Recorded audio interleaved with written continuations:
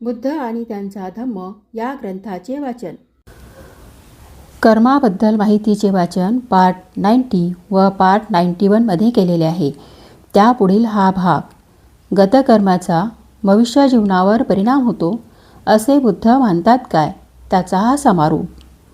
अशा रीतीने बुद्धांचा कर्मसिद्धांत शास्त्रास धरून आहे. पूर्वजन्मीचे कर्म वारसा म्हणून भावी जन्मास प्राप्त होते यावर तथागत विश्वास ठेवीत नाहीत. जन्म हा मातापितरांपासून आहे आणि बालकाला जन्मता जो वारसा लागतो तो त्याच्या आईबापाकडून असे बुद्ध मानित असल्यामुळे बालक हे स्वतःच वारसा घेऊन येते यावर तथागत कसा विश्वास ठेवणार. तथागतांच्या विश्वासासंबंधीचे या तर्काशिवाय या विषयासंबंधी प्रत्यक्ष पुरावा एका सूत्रात आढळतो. ते सूत्र म्हणजे चूड दुःख स्कंद सुत्त. या सूत्रात तथागत बुद्ध आणि जैन यांचा संवाद आहे. या संवादात तथागत बुद्ध म्हणतात, तुम्ही म्हणता की आम्ही पूर्वी पाप केले होते, त्याचे आम्ही आपल्या कठोर तपस्येने परिमार्जन करतो. वर्तमान काळात काया वाचा आणि मन यांचा निरोध केल्याने आमच्या पूर्वीच्या पापांचा निराश होईल. मग तपस्येने मागील पापांचा निराश झाल्यावर आणि नवी पापकर्मे करायचे थांबल्यावर आमचा भविष्यकाळ शुद्ध होतो. भविष्यकाळ शुद्ध केल्याने गतकाळ परिणामहीन होतो. गतकाळ परिणामहीन झाल्याने दुःखाचा निराश होऊ लागतो आणि त्यामुळे दुःखकारक वेदना नाहीशा होतात. दुःखकारक वेदना नाहीशा झाल्यावर दुःखच नाहीशे होते. ह्या तथागतांच्या प्रवचनाला त्या निगठ्ठांनी होकार दिल्यावर तथागतांनी विचारले, पूज्य माणसांनो, तुम्हाला पुनर्जन्म होता किंवा पुनर्जन्म नव्हता हे तुम्हास माहीत आहे का? नाही, आम्हाला काहीच माहीत नाही. गतजन्मी पापामुळे तुम्ही सदोष अथवा निर्दोष होता याबद्दल तुम्हाला काही ज्ञान आहे काय? नाही, आम्हास काहीच माहिती नाही.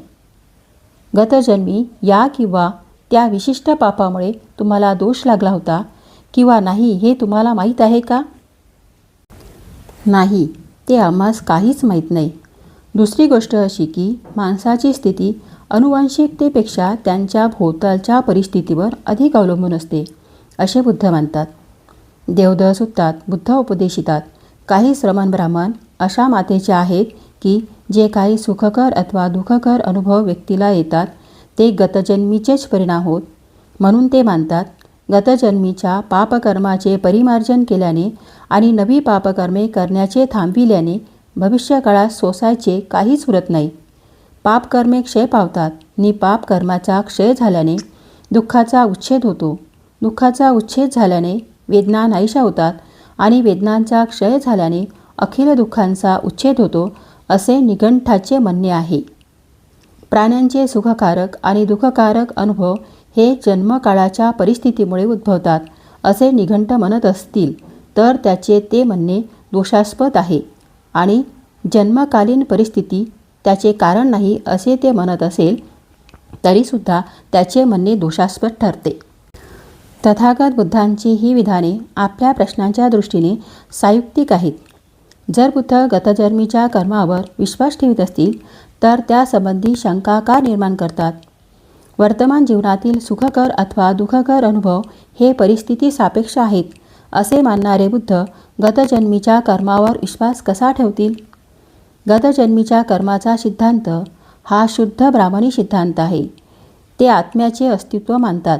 आत्म्याचे अस्तित्व आणि पूर्वकर्माचा आत्म्यावर परिणाम होतो असे मानतात. म्हणून गतजन्मीचे कर्म वर्तमान काळात प्रभावशाली ठरते यांच्याशी ते सुसंगत आहे.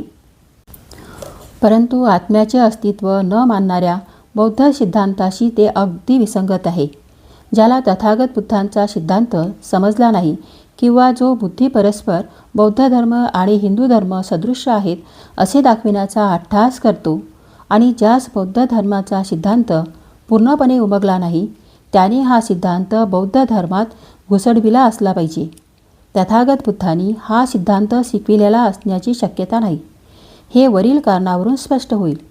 याशिवाय तथागत बुद्धांनी हा सिद्धांत शिकविला नसावा या म्हणण्याला दुसरा एक सर्वसामान्य आधार आहे. पूर्वकर्म हे भावी जीवनाचे नियंत्रण करते हा हिंदू सिद्धांत अन्यायमूलक आहे. असल्या सिद्धांताचा शोध लावण्याचा हेतू काय असावा?